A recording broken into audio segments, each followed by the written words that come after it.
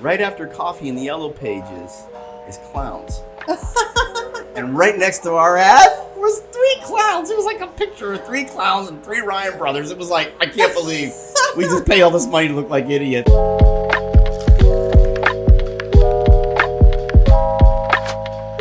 Guys, welcome to our podcast here on Friday. Today's a really special day for us because we have our first guest. Up until now, you've just heard us, the Ryan brothers, and I'm sure that gets to be boring after a while. But today we have Angela Quisumbing. Did I say it right? It's Quisumbing. Quisumbing. Very close. Yes. Okay. So Angela, I'll let you go ahead and introduce yourself. Well, thank you. I didn't realize I was the very first guest. The first guest. No pressure. No pressure at all. Don't worry. Well, thank you for having me. I'm really excited that, we get to chat. And, my name is Angela Quisumbing. I am a mom of 2. I've got a 12-year-old daughter who's sitting outside doing her homework, actually. Atta girl. And a 9-year-old boy who just turned 9 this year. I have always had a passion for events, communications, and that kind of rolled into social media and marketing, promoting events and bringing people together, the importance of gathering and communicating and connecting. This has always been my jam. Yeah. And events has always been the way to kind of bring that all together. Kind of how we met. Angela really runs Social Media Day San Diego. It's an event that we hold annually. A little quick story behind this. I volunteered for Social Media Day back in 2017. My first mission was to get a coffee vendor. Was to bring coffee to the event because that's incredible. Yes, that event in 2017, for some reason, everybody kept coming up to me and asking, "Where's the coffee? Where can I find coffee?" And so that was my mission for 2018. And so we reached out to Bahia. They were like, "Well, we have our coffee provider is Ryan Brothers Coffee." That's right. And they do all of our coffee for our hotels. And I was like, let me reach out to them then. And I think that is how we got connected. I said, "Hey, we're having this event, and we'd love for you to be a part of it. Would you be interested in sponsoring?" And lo and behold, it just turned out to be a really great opportunity for everybody because you brought the coffee. We brought the kegerator. You brought the kegerator. We brought all the cold brew. I mean, you were just looking for some coffee, right? And yeah. and which we had, but then we were like, no, we got something better. Because it was a good opportunity for us to present as well to a great audience and show our innovation because we're proud of it.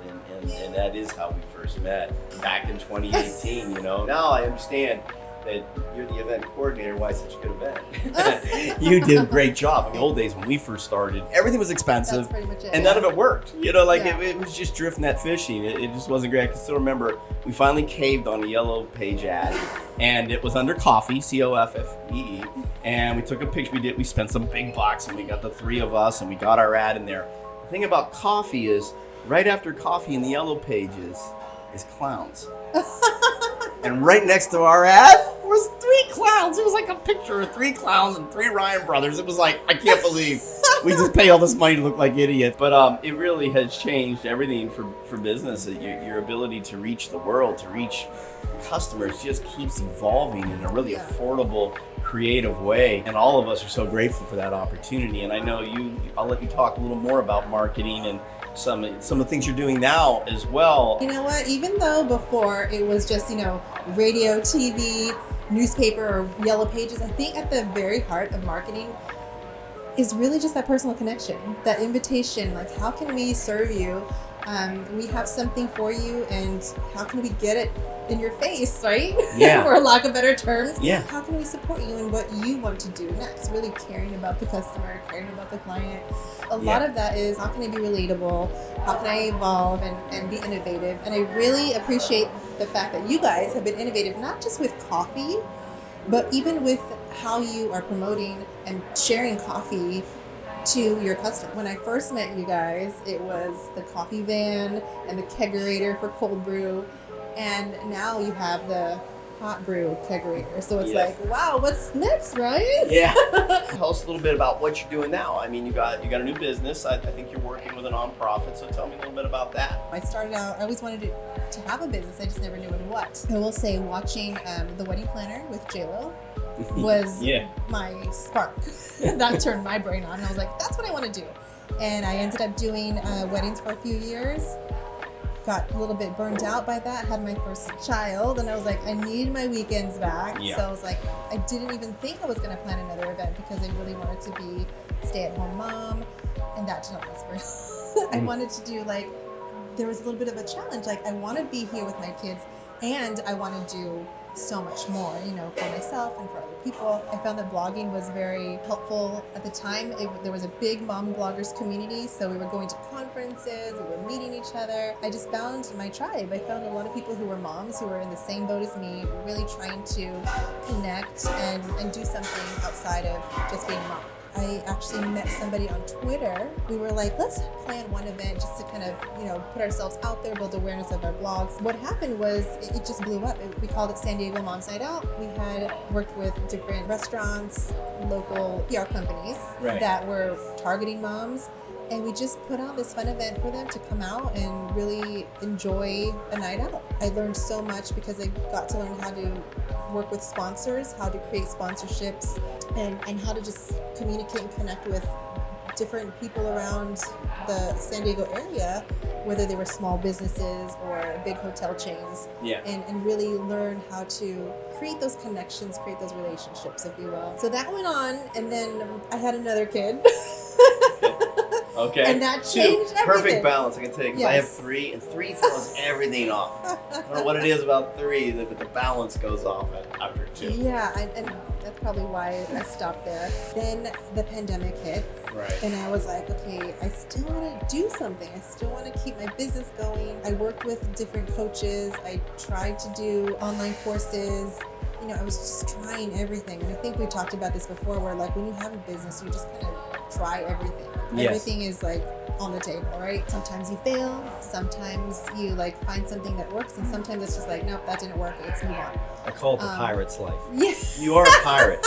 And don't let her looks fool you. You are a pirate. Once you decide to do your own thing, it's the pirate's life, and I get that. Yeah. When the pandemic hit, it really was like a wake-up call where it's like, you have no control. Yeah. So just kind of go with the flow and figure, sometimes I was like, I really need to figure things out. But then I was like, you know what, I'm just going to pause. And sometimes you really just have to do that. Like, what's next? Like, not think about it. Let it come to you. Yeah, let it come to you. I was kind of really discouraged. I felt like I was failing. I still had some clients, doing things online, but it just wasn't happy, and I feel like people don't really talk about this a lot. They don't really talk about like the lows of running your own business. And I ended up getting this email from a friend, and she was like, I don't know what's going on with you, but I just wanted to let you know that this nonprofit has an opening for an event coordinator. The organization is called Moms in Prayer. They're an organization where their mission is to cover schools and children in prayer worldwide.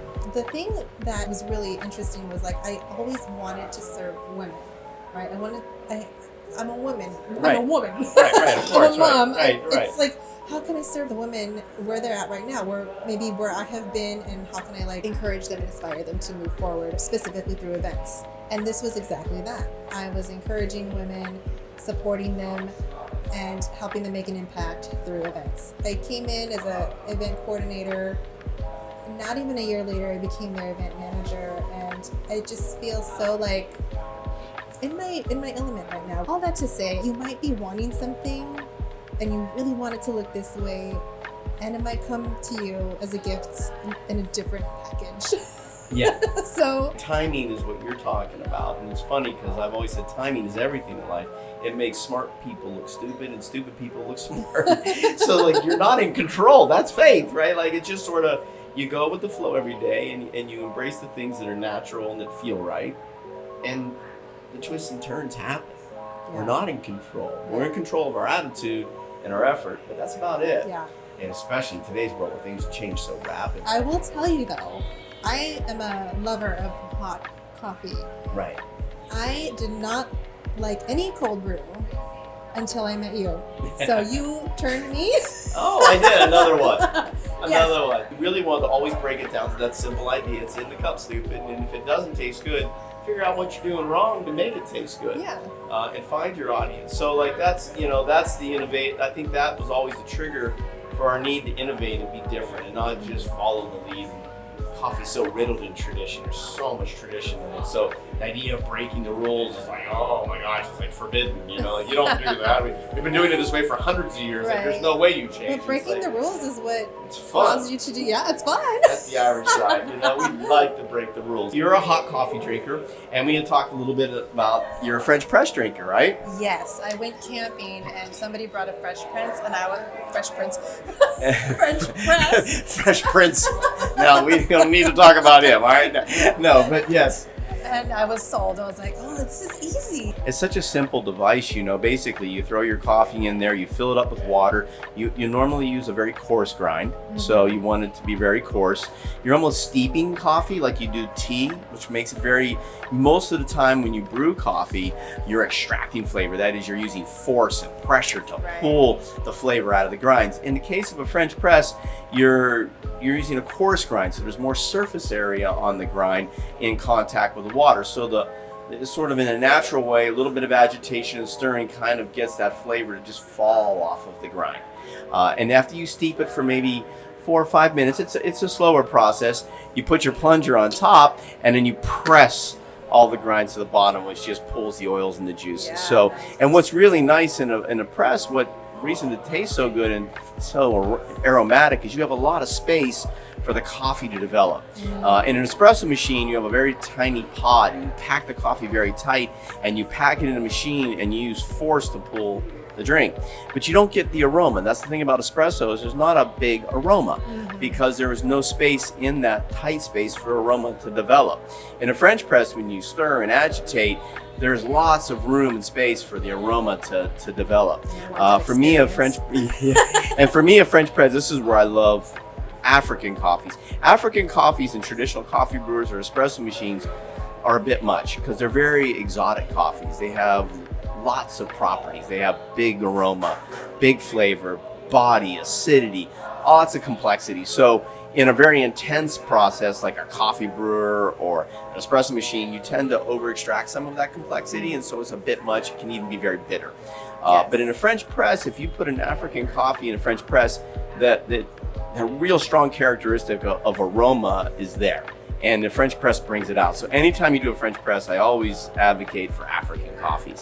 I think they taste best in there. And so the French press has been around. It's a great way. It's super economical. I mean, there's no waste, right? I mean, you make it, you drink it. There's nothing being thrown out. And that's been around. So we got this idea of, okay, well, if you can make a cup of coffee in a French press, can you make a shot of espresso the same way? Is it possible? We ended up pulling the plunger out. So in a French press, you have just a traditional plunger with screens kind of to filter the grinds out of your coffee.